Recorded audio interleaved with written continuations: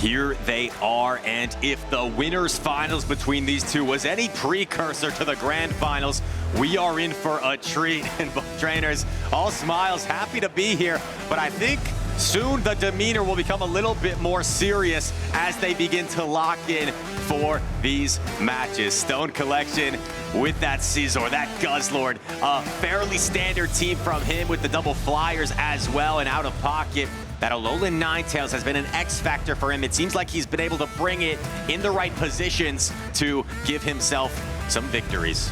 And Stonecollection, that Shadow Scizor in particular was very clutch in the grand finals, being able to target down that Alolan Ninetales. And I feel like Stone has really been able to utilize Guzzlord in a lot of matchups. And Guzzlord, if it can find the Jellicent, in a very good spot, but it ends up on the Alolan Ninetales, then that would be very tough. So it definitely feels a lot less safe than it has in a lot of matchups. And we'll take a quick look at OutOfPoket's team as well. Once again, the Alolan Ninetales was the most unique pick for him in this tournament, as well as the oppressive nature of the Shadow Kanto Marowak, the Licky Licky, one of the more flexible Pokemon in the meta, the Jellicent, one of the best core breakers to the common water types right now, and Galarian Moltres, that dark type Pokemon that can shut down the ghosts of the opposing side. One battler has locked in, the other making last-second adjustments, and here we go. Game number one, the grand finals here in Seattle, Stonecollection versus OutOfPoket. It all comes down to this, trainers, and we start things off with Altaria against a Jellicent, relatively neutral matchup that can go either way depending on how shields are used. Jellicent overfarming quite significantly. Stonecollection gonna strike first with the Sky Attack. OutOfPoket with the no shield, as Sky Attack does not do a lot of damage to Jellicent, but Jellicent should be able to outpace and make the double Shadow Ball before the second Sky Attack is available. In OutOfPoket going for the Shadow Ball, and Henry, I don't think you have to be as worried about a catch in this situation, because the only thing that you don't want it to be caught on is a Guzzlord, and if that happens, you know, there's the threat of the Alolan Ninetales potentially in the back, so Pocket comfortable just going straight Shadow Ball here against the Altaria. Stonecollection's gonna let it go down, and Jellicent wins the zeros while retaining a large amount of health. Jellicent, things could get a little bit tricky if Stonecollection, could have gone for a potential one-shield farm down, but actually going to be firing off at charge attack priority. Now Pocket, will he allow this Shadow Scizor to take the knockout? Yes, Jellicent gets knocked out, and the Night Slash does not get the boost. And Pocket making the read, actually coming in with the Marowak here, understanding he has the fast attack pressure to maybe more comfortably deal with this Scizor, and even decides to no-shield this Night Slash. He is trusting in that Empoleon. Night Slash is gonna land, there's the boost! He gets aggressive, pivots into the Empoleon, but this Shadow Scizor is about to inflict some significant damage. Taking advantage of some boosted bullet punches and peeling off that first Protect Shield from OutOfPoket, we are gonna see the pivot into Azumarill. Now, that Scizor is quite low. I don't know how much use it'll really be for later, other than potentially a one bullet punch getting off, but OutOfPoket in a favorable matchup here. However, he's down a Protect Shield. All of that extra bullet punch damage, it was double boosted and double resisted. That is an advantage for Stonecollection, as Stonecollection just slowly chips away at the Empoleon. OutOfPoket gonna be putting up the final Protect Shield of the match. Azumarill still holds on to both Protect Shields, but with the energy that Empoleon has, Stonecollection is eventually going to have to start shielding. And one key for OutOfPoket here is I think the Marowak has enough health where it could potentially reach a Bone Club against Azumarill, so that could be a difference maker in this game. Another Drill Peck queued up, firing off at the Azumarill. Azumarill will not get knocked out here, still has the one shield. Stone not going to use it here. Drill Peck connects, Azumarill still hanging on, will make it to the play rough, but looking to overfarm quite significantly. Building up energy, you have to use that Protect Shield at this point. Your Azumarill is very low, at risk of getting knocked out by the Drill Peck. Empoleon not quite in play rough range. I think Stonecollection was trying to read a potential combination play or something of the sort to go for a catch, but Pocket too patient. Gonna land the Drill Peck in game number one, advantage OutOfPoket. What a game from Out of Pocket. Even with Shadow Scizor getting that Night Slash boost, Out of Pocket, no shielding the Night Slash on the Marowak and making the read that Empoleon would have value in the back. That was a very pivotal moment of the match. If the Empoleon had been brought in and if Scizor got damage on the Empoleon, the Azumarill could have swept. That was a pivotal moment that flipped the match into Pocket's favor. In a tournament of complexities and minute decisions, that was one of the more straightforward games, I would say, where Pocket simply played out the zero shield scenario. Stone Collection went for the Night Slash immediately to avoid taking a Surf, and Pocket just tried to keep the alignment. The major decision was probably coming in with the Marowak against the Scizor, allowed him to align the Empoleon against the Azumarill in back, but a pretty straightforward game there overall. And we head to game number 2. Quick lock-ins, and we see the Scizor once again against the Marowak. This is a favorable lead for Out of Pocket because the Protect Shields are in play. Scizor does have the pacing advantage, but these Mud Slaps are absolutely shredding through its health bar. However, typically what you see is the Scizor user go for the Night Slash after 7 bullet punches. This threatens the Trailblaze, usually pulls a Protect Shield, and if Stone Collection is willing to shield the Bone Club here, he can also get to the Night Slash. Oh, and Pocket making the read, actually catching this Night Slash on Licky Licky and saves a ton of energy on the Marowak. Big decision coming up for Stone Collection. What gets brought in here? He sends out the Stunfisk, and this is what Pocket needs because this clears the path for a potential Empoleon to do well in the back against that Azumarill. And perhaps the thought process from Stone Collection is he knows there's a ton of energy on the Marowak that could threaten this Stunfisk later, so he's going to utilize it here against the Licky Licky. The problem that he might have to address later is how do you deal with the Empoleon, because Azumarill, as we know, is going to struggle there. Shadow Ball is going to be no shielded by the Stunfisk. Switch Clock will be up for Pocket soon, but I don't know if Pocket will necessarily want to actually Switch Lock that Marowak, because if he Switch Locks the Marowak, then potentially the Stunfisk could shield and then pivot out. Mud Bomb is going to connect. Licky Licky does hang on. We see the quick combination play. Out of Pocket has 2 Bone Clubs loaded, and Stone Collection is going to preserve this Stunfisk, actually using a Protect Shield. In comes Azumarill. Azumarill, will it get the bubble down? Pocket says yes. Pocket thinks that the next bubble will secure the knockouts. That's why he's opting for the Rock Slide, as it does do slightly more damage than the Bone Club. Catching this, or at least forcing the energy rather, on the Azumarill is nice for Stone Collection, but he is still switch locked for a considerable amount of time, and this is going to allow Out of Pocket to build up so much energy on the Empoleon, which will be really difficult for Stone Collection to deal with that Unova Stunfisk. The Stunfisk does have energy. The Shadow Scizor does not. The Shadow Scizor is incredibly low. Drill Peck still not in a range where it would knock out this Azumarill, so Pocket's just going to farm off, and what a catch!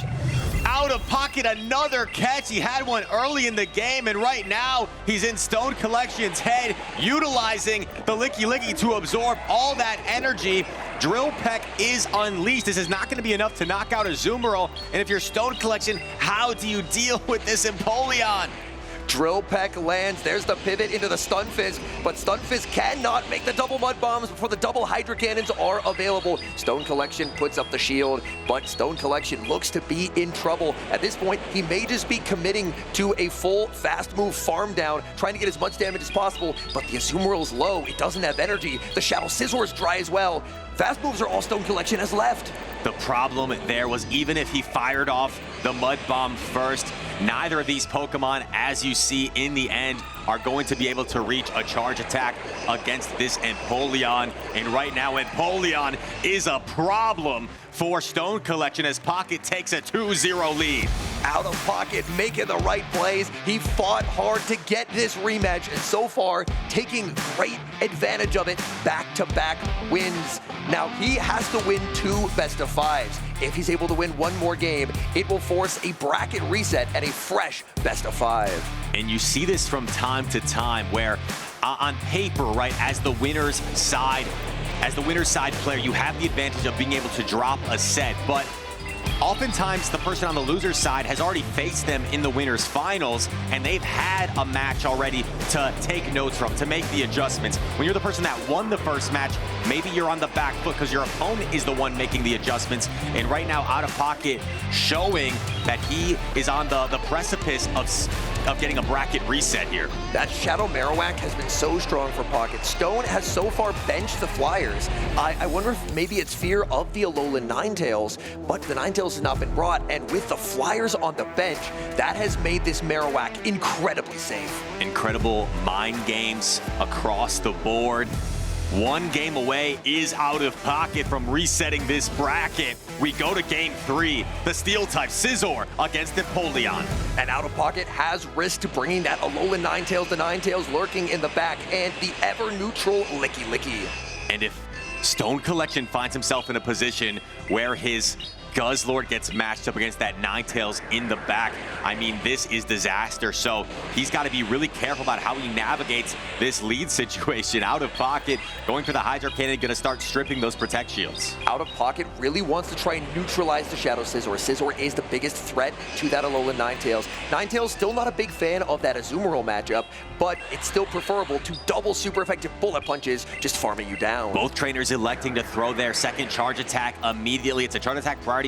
OutOfPoket going to utilize the Protect Shield to get the second one off of Stonecollection. And now this is a big decision coming up. When do you potentially swap? Is it on 5 when each other get to the charge attack?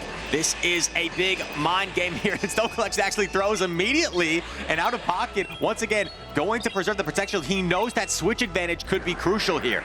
Shield comes up from OutOfPoket. Stonecollection stays on the field. Pocket undertaps the Hydro Cannon, and that is going to be all for Shadow Scizor. What do you do here as Stonecollection? If there's an Alolan Ninetales in back, it could be disaster. He's going to come in with the Azumarill here, but this could open the door for OutOfPoket to make the decision quite easy on what he comes with. Drill Peck coming through. Also, as you pointed out, once the Scizor is out of the picture, Azumarill's the next best answer to the Alolan Ninetales, so the decision is clear here, and I think OutOfPoket is in a great spot. He knew that once he's seen the Azumarill, there's a catch attempt onto the Guzzlord. In comes the Ninetales, and Ninetales, even though Sludge Bomb hits for super effective, it simply will fall short of knocking out the Ninetales. Sludge Bomb will connect, and a grimace from Stonecollection, a simultaneous nod for OutOfPoket. Sludge Bomb connects. Alolan Ninetales will continue to build some energy and fire off this charge attack before the Brutal Swing. Weather Ball should be enough to knock out, and OutOfPoket in a commanding spot here for game number 3. OutOfPoket going for an undercharge. Oh my goodness, to leave with the Dazzling Gleam. What mastery from OutOfPoket. The damage range knowledge is just absolutely perfect. Take a snapshot. You may want to remember that undercharge as OutOfPoket showing dominance here in this game 3. In this first set, Shadow Ball going to connect against the Azumarill, leaves it quite low. Stonecollection opting not to throw, and we are heading to a bracket reset. OutOfPoket gets his revenge from the winners finals. He's able to force the reset, and that's going to force one final best of 5 to determine the champion. This series has been back and forth in the winners finals, but now Pocket, 3 wins in a row. He's beginning to feel the momentum. Exactly what I was going to say. OutOfPoket now has the momentum in his favor. Stonecollection had that one set to work with. Right now, you have to regroup. Now you have to look at that set if you're Stonecollection as an opportunity to learn from, and not that OutOfPoket has figured out this matchup. Confidence is key, and Stonecollection showed he could beat OutOfPoket once. Can he do it again? That's what he's going to try to, and it seems like these players are getting ready just to go straight back in to the reset. They're not taking a breather. I hope you're not taking a breather at home as they get ready to go for set number 2. Grand Finals, bracket reset, here we go.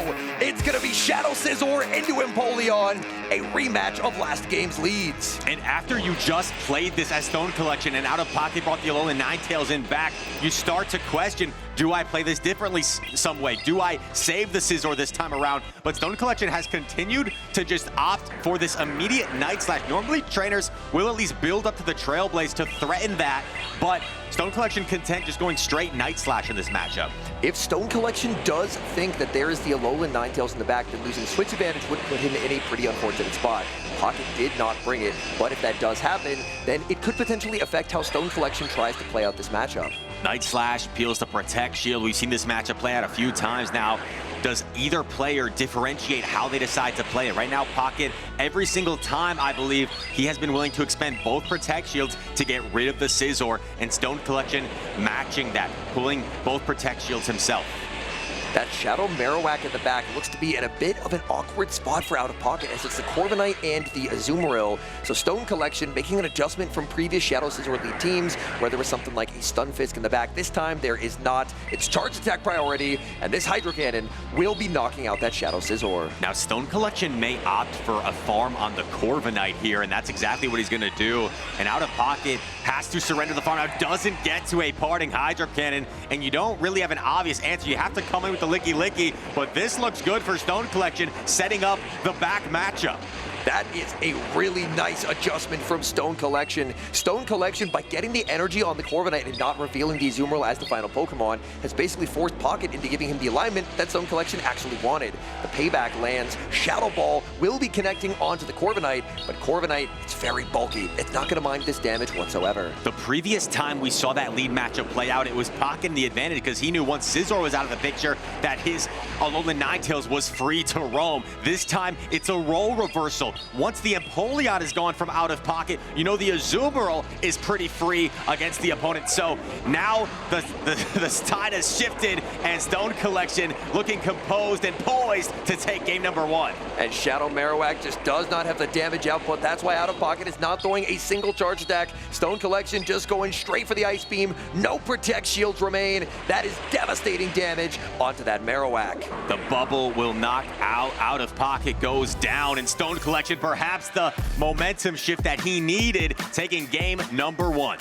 After losing 3 in a row, I feel like this was a very important time for Stonecollection to get a win. Stonecollection now at an advantage, only needing 2 more wins to be crowned regional champion. Pocket left looking for answers. Pocket won the lead, but that kind of played right into what Stonecollection wanted with that big farm on the Corviknight. It becomes such a chess match when you're playing some of these same matchups over and over again. Who's going to be the one to swap out and go for a catch? What are these trainers going to adjust and adapt? It's become such a chess match between these two, and we're seeing a lot of similar lines coming again and again. Who's going to be the one to make the adjustments? Here we go. Locked in. Game number 2. It's going to be the Guzzlord for Stonecollection into the Marowak of OutOfPoket.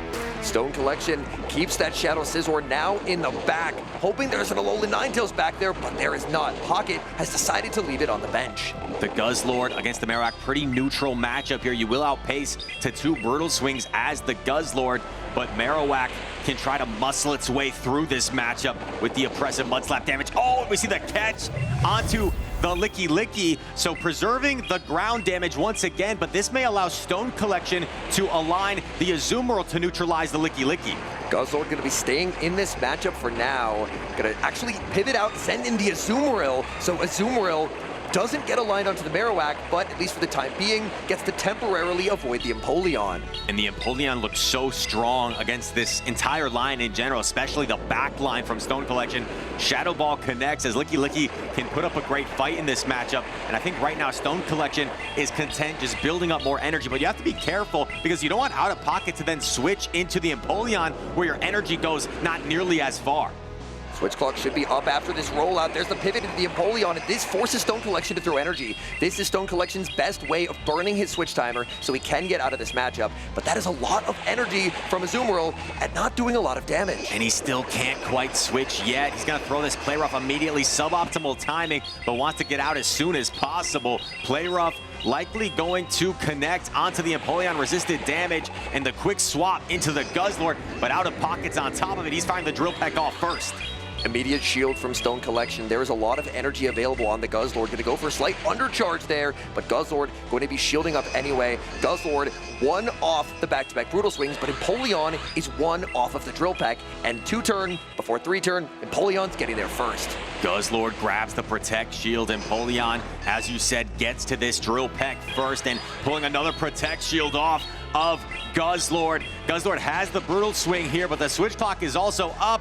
You see the quick swap, and it's caught onto the Licky Licky. Licky Licky being used as a damage sponge game after game, catch after catch, absorbing that brutal swing, and should be able to make a charge attack here as well. Goes for the Shadow Ball to cover for a catch. This is resisted into the Guzzlord, but the Guzzlord is very, very low.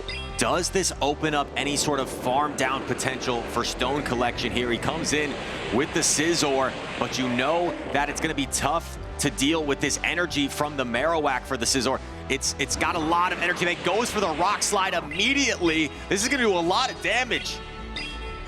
The tricky thing for OutOfPoket will be managing his health. The Rock Slide does do quite a lot. Oh, Stone Collection firing off energy here, going for the Night Slash. Only one Protect Shield left for Pocket. Pocket is going to use it here. Pocket needs this next Mud Slap to knock out. Stone Collection pivots. It's a simultaneous switch. He reads the switch and sends in the Empoleon. The Empoleon forced to fire off the Drill Peck, and I think the Scizor might just be too low. It's going to be close whether it can get any sort of farm down against the Empoleon. Let's see here. Scizor comes back in the Metal Sounds, going to outpace, and OutOfPoket takes game number 2. What a close game. OutOfPoket reading the switch out there. He could not afford to let a bubble land on the Marowak, switching into the Empoleon, reading that switch, taking the knockout, and single resistant Metal Sound took the knockout before the double resistant Bullet Punches. An impressive call there to make that prediction, and it was necessary for OutOfPoket to pull off the win there. Some great catches as well, really putting Stone Collection on the back foot in that game too, catching Brutal Swing energy onto the Licky Licky, forcing the Azumarill to expend play roughs onto the Empoleon. OutOfPoket forced Stone Collection into inefficient positions, and he ties up this series. And these battlers, they are ready. They're already locked in. Game number 3, Stunfisk into Licky Licky. This is a very neutral matchup. Oh my goodness, look at the line from OutOfPoket. Almost went triple weak to the Stunfisk. And although this is an unfavorable lead, you have the ability to kind of neutralize the Stunfisk here, and Pocket will be completely content just staying in this matchup, knowing his backline avoids the Stunfisk. By Pocket over farming this much, he risks going over 100 energy, so it actually forces him into a cycle reset where he's forced to throw on alignment and concede a free Thundershock, or if he did not, then he would end up going over 100. You have to think it's on Stone Collection's mind. Do you risk switching out to lure out the Empoleon here? I think something like a Scizor swap could be what Stone Collection needs to preserve this Stunfisk and give himself some more play to deal with that Empoleon. If he lets this Stunfisk get really low against Pocket and the Empoleon is still there, it's going to be a nightmare to deal with. If Stunfisk is able to win this matchup, and it's a very, very close matchup, Licky Licky, if it wins the Zero Protect Shield, it survives on very low health. Oh. He's looking to snipe the Simul Switch. This is what Pocket was looking for. In Pocket, swapping the Moltres is going to be a huge beneficiary to him. He is now going to be able to align things the way he wants. Trailblaze going to actually get the Protect Shield from OutOfPoket as well. That simultaneous swap was very good for OutOfPoket. OutOfPoket going to try for a farm down, realizes he's not going to get there. Looks like the Shadow Scissor would have held on with 1 hit point remaining, and that forces energy from OutOfPoket. Stone Collection going to use the Protect Shield to get off this parting Night Slash. Doesn't feel like he can comfortably farm down the Moltres with the Azumarill, so he fires this off. This is going to set up perhaps Empoleon farm, getting a head start against the back line, but the switch timer is up for Stone Collection.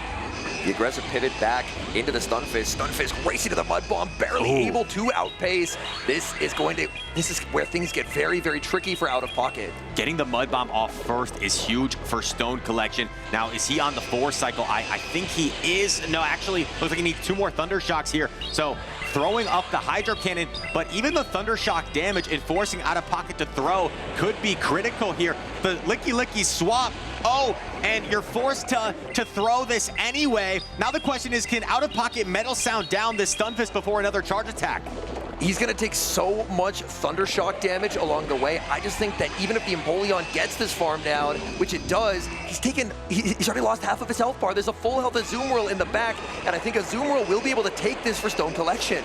This could be the revenge of the Azumarill. Empoleon has been dominating it all day, but in this particular situation, Azumarill can rely on its bulk, and it can take multiple Drill Pecks here as these bubbles slowly add up, getting it into Drill Peck into play rough range, excuse me, and Azumarill looking to take game number 3.